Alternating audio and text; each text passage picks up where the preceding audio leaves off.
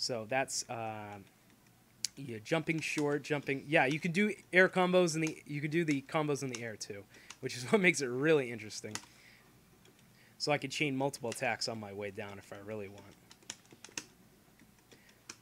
And each attack has its own form of either Blockstun or Histun.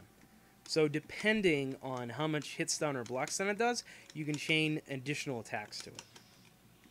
Now, the other thing that's weird is that when you do these magic series, you cannot chain, you cannot cancel it into a combo. Now, to tell you the difference, right? So, let's see here. So, if I do LP, I'm going to chain it into one of his, I'm going to cancel it into his special move. So, right there. Again, that does not, you can't do the chain. So if I try to do the chain instead, I can't do it. The reason why it doesn't work is because once you start the magic chain, you cannot cancel into a special move. However, you can link into a special move. Now, I am not good enough to demonstrate this, but the difference between a cancel and a link is that a link is a timed button press so that the next button happens after the animation of the first one ends. So look, right there, I can chain, I'm not chaining LP into itself, it's actually linking.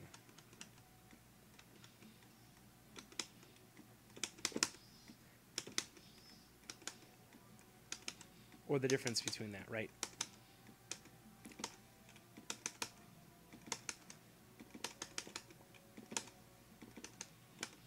See, that was a chain.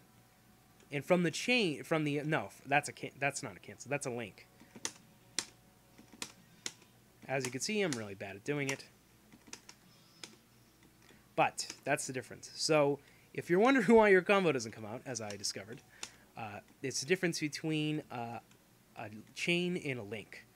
And in this game, links are very important because you don't want to be doing the same exact sequence over and over and over again, which you can tend to have a habit to do online. The key, of course, in every fighting game is improvisation. Improvisation is what you want to do. So you want to have those links and you want to have those in your stockpile so you can trick an opponent into opening up their guard and then pop them with a combo.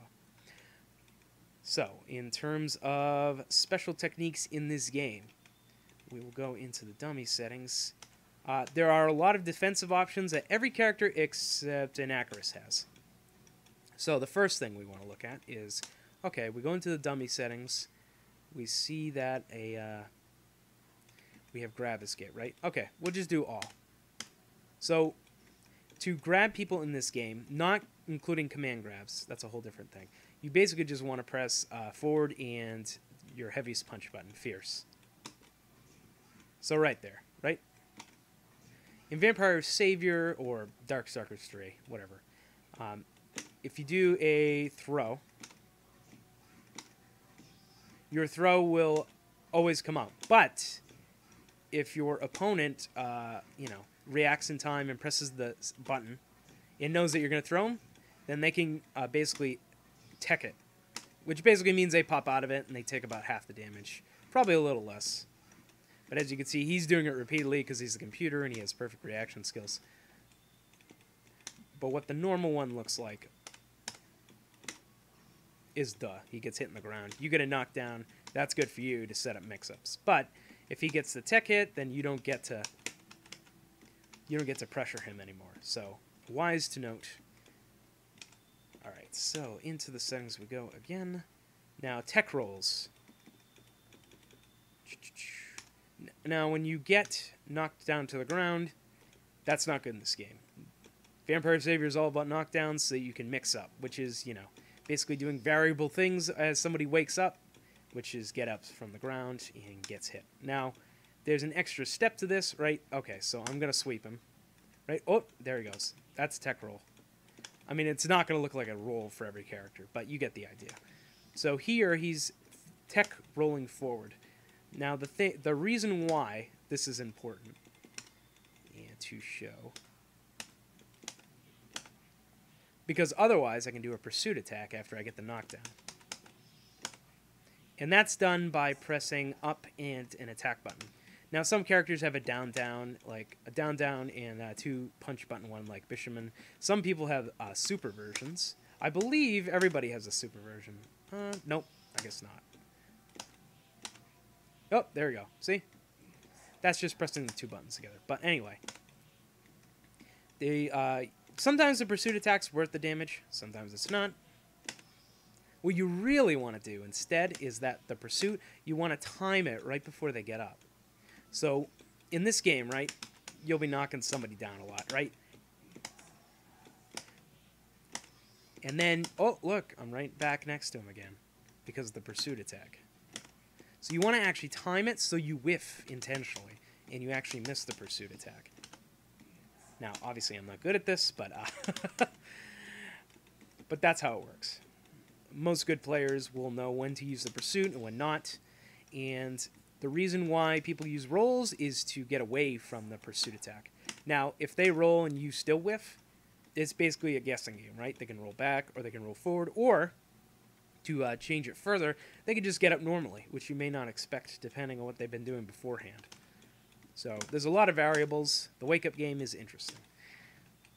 All right, back to the settings. Let's look again. Okay, advance and guard. Here's an interesting thing. Okay, so what is advance and guard? Now, advance and guard is basically a defensive option. It's what Marvel players would call push block. Basically, when you're blocking, you get put into a state called Blockstun. Now, in that Blockstun... Okay, well, he's not blocking very well, is he? Let me put this on. I'm just going to put all. We'll see what happens. Okay, so he's going to tech hit everything. Now, as you can see, when he gets hit by the... When he gets hit and he tech hits immediately, which I'm going to guess the jab is almost impossible because of how fast it is to tech hit. The computer's going to be able to do it. But basically, doing an advanced guard involves pressing any buttons. So basically, it's a kind of pseudo-random. So sometimes you'll get it and sometimes you won't. I mean, the computer will always get it, and he can do it in the air. But so basically, you want to piano the button presses. And by pianoing, we mean, you know, you press LP, MK, FP all in a row, and then you piano the bottom inputs while you're in Blockstun. So because you're not superhuman, you want to time it so that you do the advancing guard during moves that hit twice, like Rikuo's button here, right? You want to try your best to tech hit anything. But, of course, you know, an opponent can always bait a tech hit. And then you press buttons randomly for no reason, and then you get hit. So there's always a little thing going on. So let's put on random and see what happens here. So, okay, so this is more realistic as to what would happen, right? You do a two hitting, and then he would tech hit. And then, of course, you can get around a tech hit just by throwing somebody.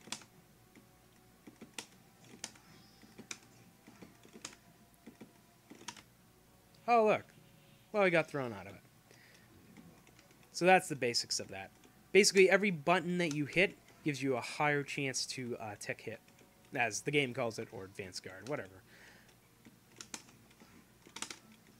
So, as you can hear, ooh, piano, piano. I'm not going to bother to demonstrate it because I'm really bad at it. At least the computer can do some things for you, you know? Other unique things. So, this game involves a lot of super meter. So, I think you can pretty much see that there's a lot of super down there. 99 meters, you'll never probably get that much in a game. But, there's a lot of different ways you can use said meter.